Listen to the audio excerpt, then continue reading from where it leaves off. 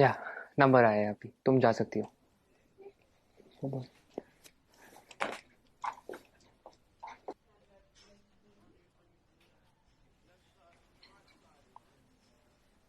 आप software engineer हो क्या?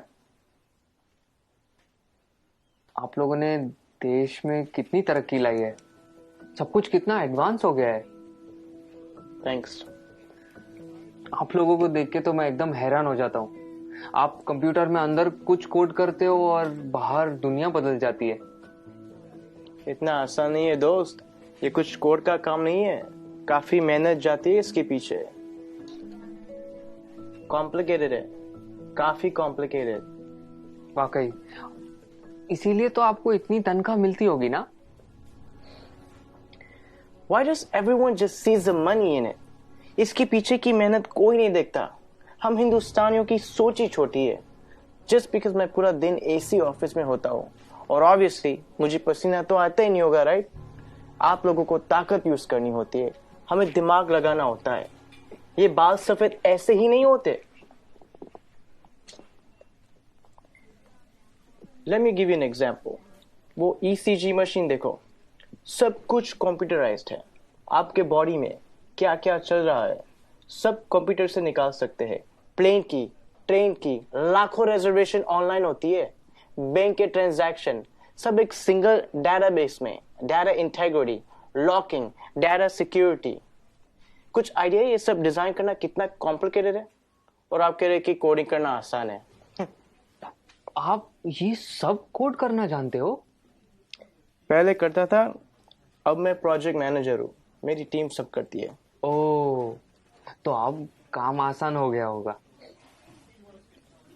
इस फील्ड में कुछ आसान नहीं है, जितना ऊपर जाओ उतनी ही रिस्पॉन्सिबिलिटी बढ़ती है, काम बढ़ता है, स्ट्रेस बढ़ता है। कोडिंग और डिजाइनिंग ये फिर भी आसान है, लेकिन अब मुझे पूरी टीम संभालनी पड़ती है। 10 लोगों को हर रोज जवाब देना होता है, क्वालिटी मेंटेन करनी होती है। 2 घंटे ईमेल ना चेक करूं तो लोग पैनिक करने लगते हैं। एक साइड से रिजल्ट का प्रेशर होता है और दूसरी साइड को कस्टमर को रिप्लाई करना होता है। रिक्वायरमेंट्स बदलती रहती है और यूजर्स को कुछ और चाहिए होता है, और आपका बॉस कभी सेटिस्फाइड नहीं रहता है। दोस्त, शायद तुम्हें पता नहीं है टेंशन और प्रेशर साथ में हैंडल करना कैसे होता है। मुझे पता है सर, टेंशन और प्रेशर दोनों साथ में हैंडल किया है। 6 साल पहले की बात है। हम लगभग 30 लोग रात के 3 बजे पॉइंट 4875 को कैप्चर करने के लिए बढ़ रहे थे। दुश्मन ऊपर से फायरिंग कर रहा था। अगली गोली किसके नाम पे लिखी थी पता नहीं था। उजाले से पहले हमें वहां पहुंचना था। वक्त काफी कम था हमारे पास। होश तो तब आया जब अगले दिन हम चोटी पर तिरंगा लहरा रहे थे, और तब हम बचे 30 नहीं, 4 लोग थे। आप Subedar Sushant from 13 Jammu and Kashmir Rifles on duty at peak 4875 in Kargil. मुझे बताया गया है कि मेरी टर्म पूरी हो गई है और अब मुझे सॉफ्ट असाइनमेंट का ऑप्शन दिया जाएगा। पर आप ही बताइए सर, काम आसान करने के लिए कोई अपनी ड्यूटी छोड़ सकता है क्या?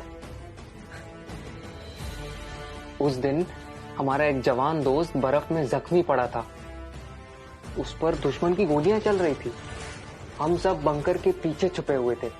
उसे बचाना मेरा कर्तव्य था और मैं उसे बचाने जाने वाला था, मगर मेरे कप्तान ने मना किया और कहा कि तुम नहीं जाओगे।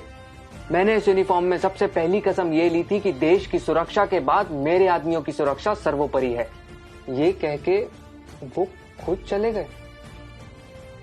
उस जख्मी जवान को बचाते बचाते हमारे कप्तान शहीद हो गए। उस दिन से जब भी मैं बॉर्डर पर होता हूँ, उन गोलियों की आवाज और कप्तान का आखिरी चेहरा मेरे सामने आता है। वो गोलियां शायद मेरे लिए थी।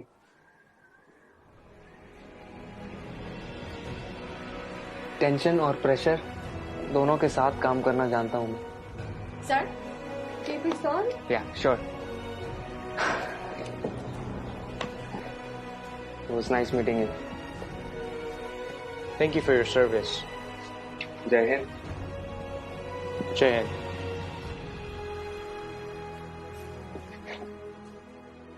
कभी खुद की जिंदगी से शिकवा होने लगे अगर, तो एक फौजी की जिंदगी के बारे में सोचना। खुद की हर मुश्किल आसान लगेगी।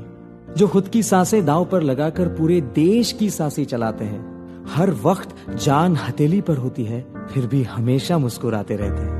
जिन्होंने डर को भी डराया है और देश के लिए जीना क्या होता है, ये इन सरहद के पहरेदारों ने हमें सिखाया है। तो अगली बार जब कोई चुनौती तुमसे तुम्हारा सुख चैन छीनेगी, तो एक फौजी की जिंदगी के बारे में जरूर सोचना। खुद की हर मुश्किल आसान लगेगी।